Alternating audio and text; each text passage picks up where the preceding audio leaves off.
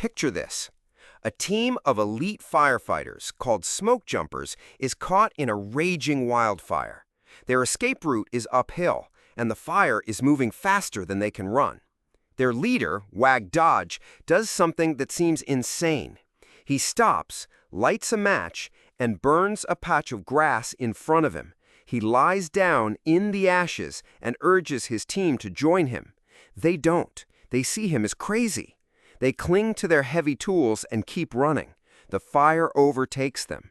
Only Dodge survives, protected by the escape fire he created. Why didn't the others follow? Because in a critical moment, they couldn't let go of their old assumptions and tools. They failed to think again. This dramatic story opens Adam Grant's book, Think Again: The Power of Knowing What You Don't Know. The book argues that in a rapidly changing world, our ability to rethink and unlearn is more important than raw intelligence. It's a skill we can all get better at. The big idea is to stop thinking like a preacher, prosecutor, or politician, and start thinking like a scientist. Grant offers a powerful toolkit for doing this, built around 3 key takeaways. First, adopting the right mindset for learning. Second, embracing the joy of being wrong. And third, learning how to help others change their minds without starting a fight. So what are these different mindsets? Grant says we too often fall into unproductive roles. When our beliefs are challenged, we become a preacher delivering sermons to protect our sacred ideas. Or we become a prosecutor, attacking the other side to prove them wrong. And sometimes we become a politician, trying to win over an audience and secure approval.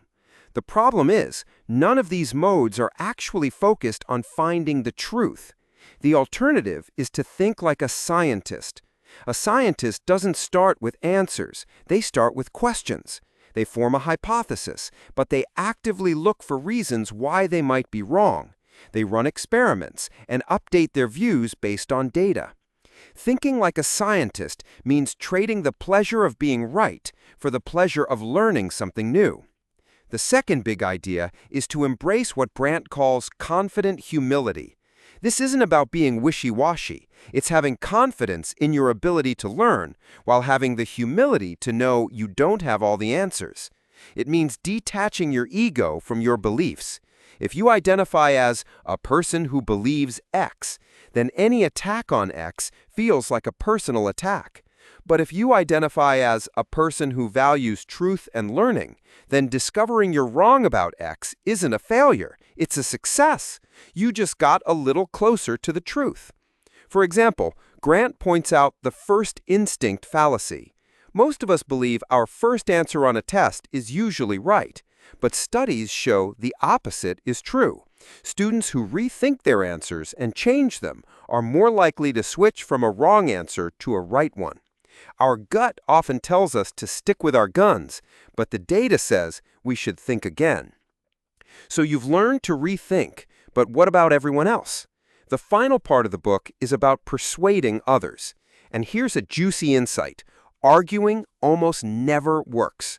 When you attack someone's beliefs, you trigger their inner preacher or prosecutor, and they just dig in their heels. Instead, Grant suggests acting more like a curious listener, using a technique called motivational interviewing. The goal isn't to tell them why they're wrong, but to ask good questions that help them see the gaps in their own logic. You might ask, what would it take to change your mind on this? Or, on a scale of 1 to 10, how confident are you in this view? And what makes it an 8 instead of a 10? This approach gives them the space and autonomy to find their own motivation to change, making them far more likely to actually do it. To sum up, Think Again is a powerful guide to navigating a complex world. The core message is to be intellectually flexible. First, adopt the mindset of a scientist, always seeking truth over confirmation. Second, cultivate confident humility so that being wrong becomes an opportunity, not a threat. And third, use motivational interviewing to help others find their own path to new perspectives. A key takeaway from the book is this powerful line: The goal is not to be right, but to get it right. If you enjoyed this summary, you might also like The Scout Mindset by Julia Galef, which explores similar themes of intellectual curiosity. Or Daniel Kahneman's classic, Thinking Fast and Slow, which dives deep into the cognitive biases that make rethinking so necessary.